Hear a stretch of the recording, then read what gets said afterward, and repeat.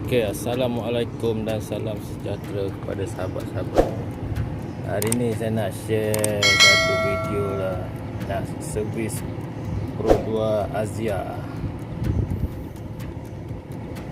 Ni kita nak servis minyak hitam ni lah. Mana saya tukar minyak hitam Honda, oil filter dan juga air filter. Ni owner perempuan ni, dia nak suruh kereta dia power ni. Kita bagi power kereta dia.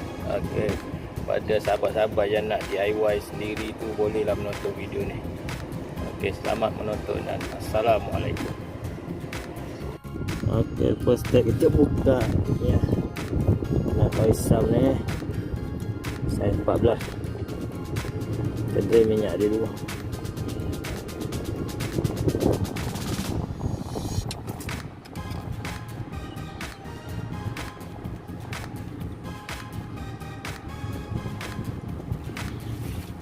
Kita bagi minyak dia, keluarkan lah.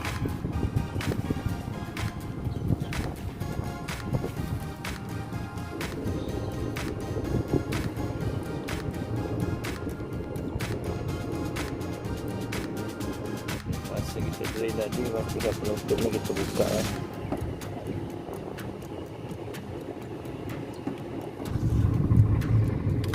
Okey, setelah minyak semua dah keluar, kita pasang balik skru ni. Kita letakkan.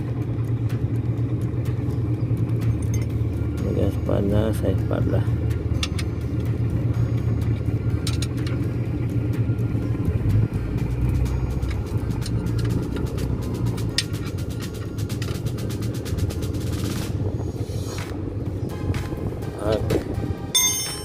Ada kuat sangat, dia loose.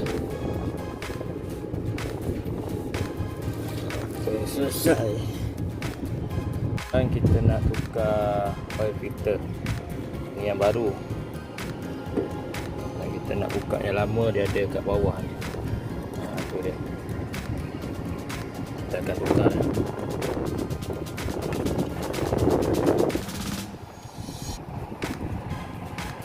Okey, oil filter kita dah tukar. Jadi sekarang kita nak tukar dia barang air filter.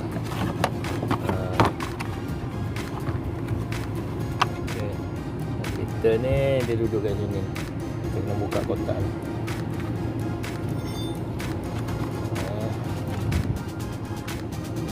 Kotak ni.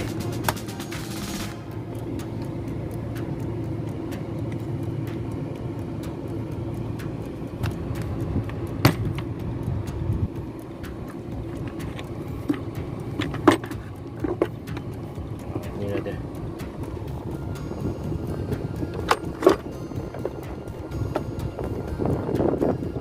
Agak kotor sikit lah. Memang kotor, bukan kotor sikit. Dia tak tahu kita tukar yang baru.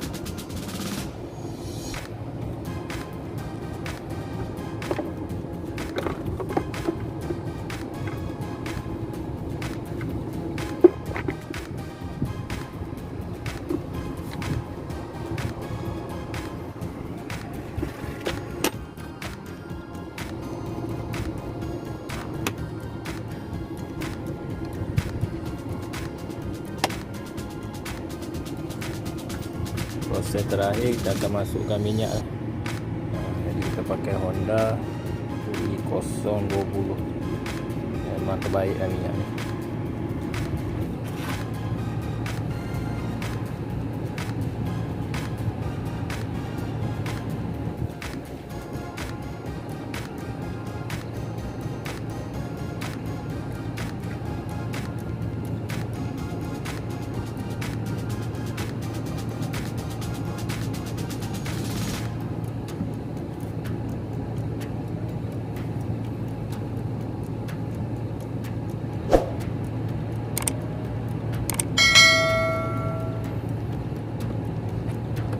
Kita akan tambah balik.